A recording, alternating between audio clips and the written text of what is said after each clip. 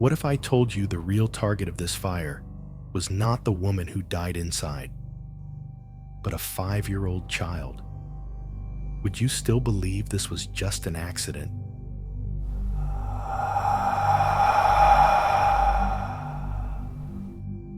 At 3:30 a.m. on June 22, 2016, firefighters in Bemidji, Minnesota received an emergency call. A trailer home at Hillcrest Trailer Park was on fire.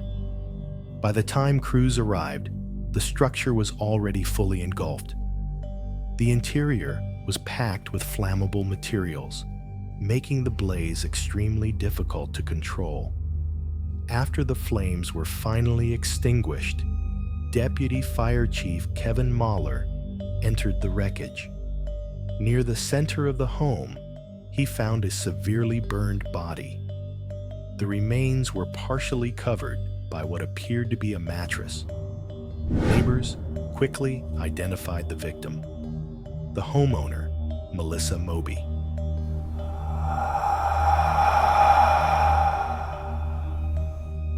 At first glance, the scene looked tragic, but straightforward.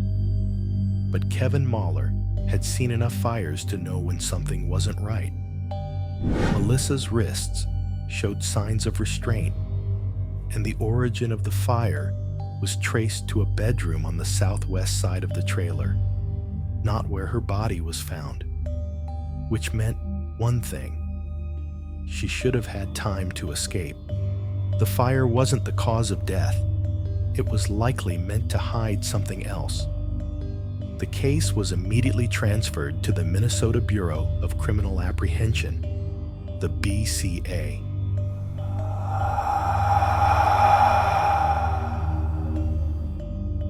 As investigators searched the ruins, a far more disturbing question emerged. Melissa was a single mother, but no child was found inside the trailer. At first, police feared the worst. Then, during notifications to family members, they learned her son had stayed overnight with relatives in another city. But before anyone could breathe a sigh of relief, chaos broke out at the scene. A woman pushed past police tape and collapsed to the ground, screaming, "My daughter was inside that house." Her name was Amanda Smith. Her 5-year-old daughter Brittany had stayed the night with Melissa. She was now missing.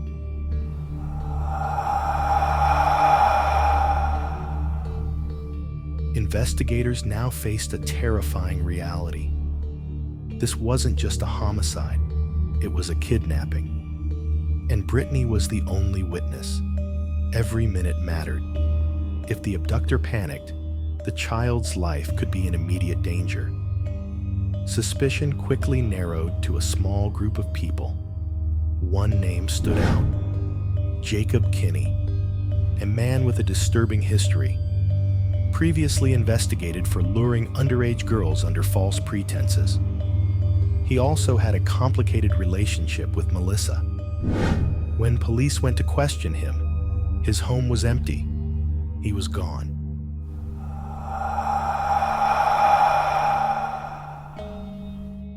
Jacob eventually appeared at the police station, contacted by his parole officer. He denied involvement. He claimed he barely knew Melissa. He insisted they hadn't spoken in months. But investigators noticed inconsistencies. He accurately recognized Brittany from a recent photograph, despite claiming he hadn't seen one in over half a year. Children change quickly, too quickly. Then came the cell phone data. Jacob claimed he was fishing miles away. His phone said otherwise. He had lied. But lies alone were not enough to charge him. Not yet.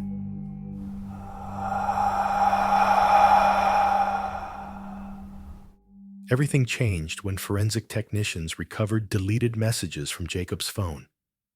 They weren't vague. They weren't speculative. They were detailed. A step-by-step kidnapping plan. But the most shocking revelation was not the plan itself. It was who helped design it. The co-conspirator was the person already dead. Melissa Moby. She wasn't just a victim. She was part of the plot. The fire was never meant to kill her. It was meant to destroy evidence. The plan failed. She died in the blaze she helped create.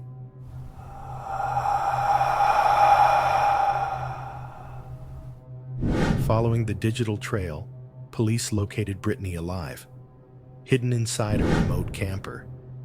She had been restrained, but she was safe. Jacob Kinney was arrested while attempting to return to the site. He later pleaded guilty to kidnapping and arson. He was sentenced to 52 years in prison. Melissa's role, however, would never be fully judged. Her secrets burned with her. So the question remains, was Melissa Moby a victim? Or was she the architect of a crime that spiraled out of control? Let me know what you think in the comments below. If you appreciate calm, investigative true crime stories like this, consider subscribing to the channel. Stay alert. Stay safe. I'll see you in the next case.